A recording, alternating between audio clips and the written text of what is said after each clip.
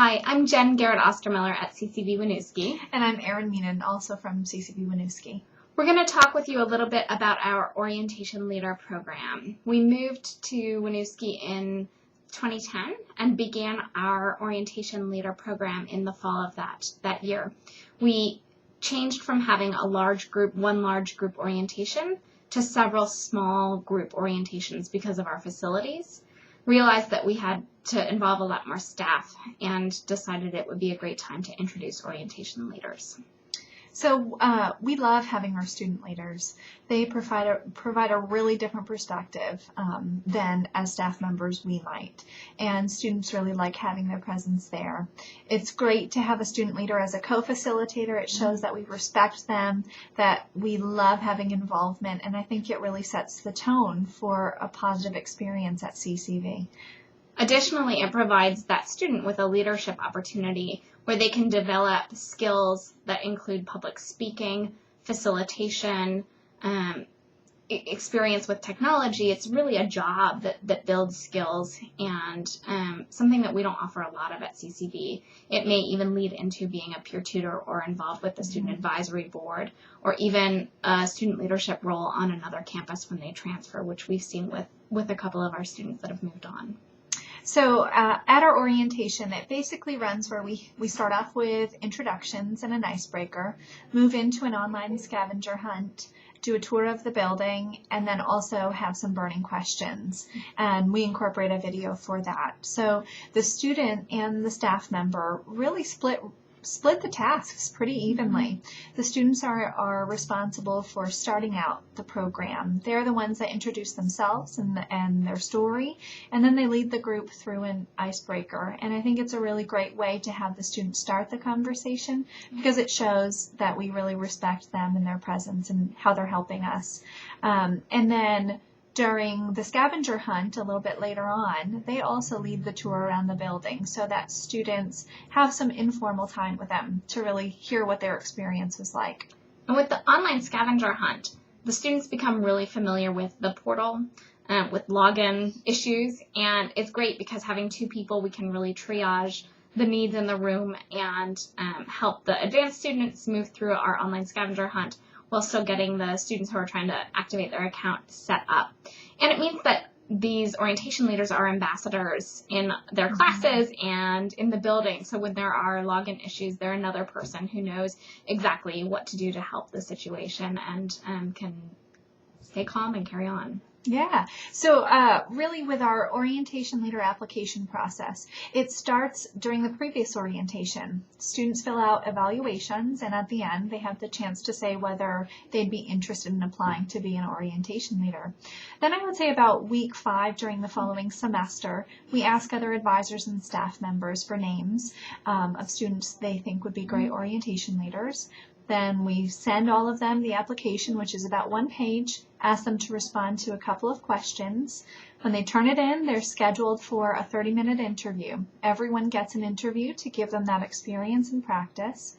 The interviews take place about week 7, week 8. And then we make a reference check phone calls and choose our final 5 or 6 orientation leaders for the season. Yeah.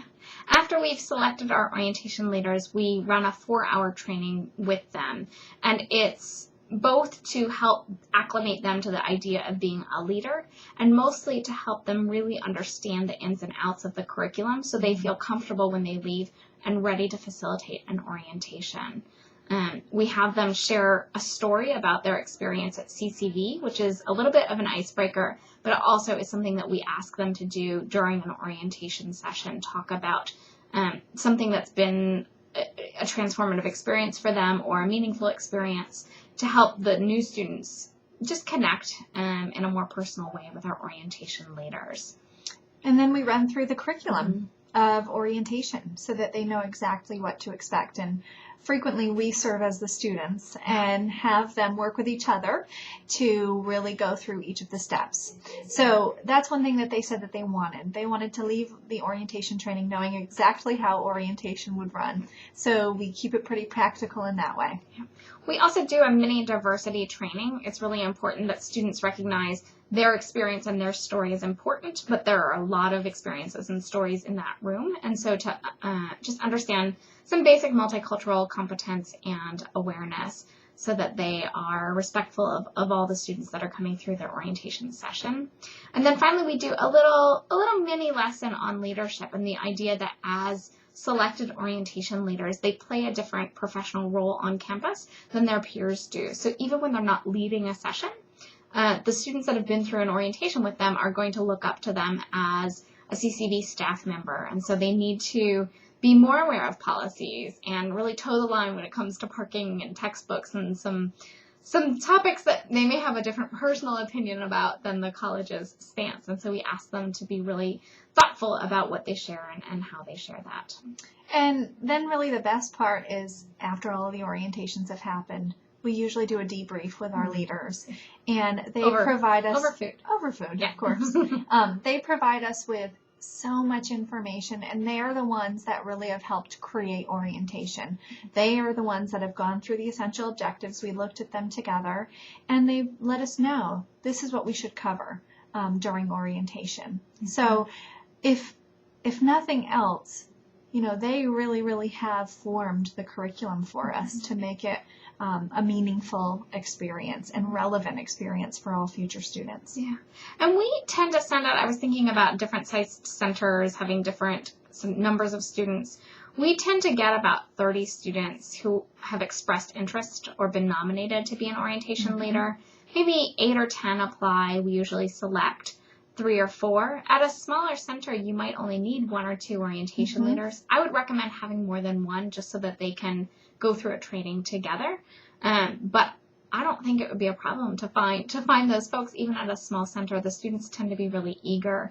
You might have to do a little bit more outreach, calling them to explain what their role is. But once you have them in place, they're great. It kind of just, and it sells itself because the students are watching an orientation leader during their orientation. And so they think, I want to be that person. Yep. So just to sort of follow up, we have emailed all of our information, the application, all the materials for orientation.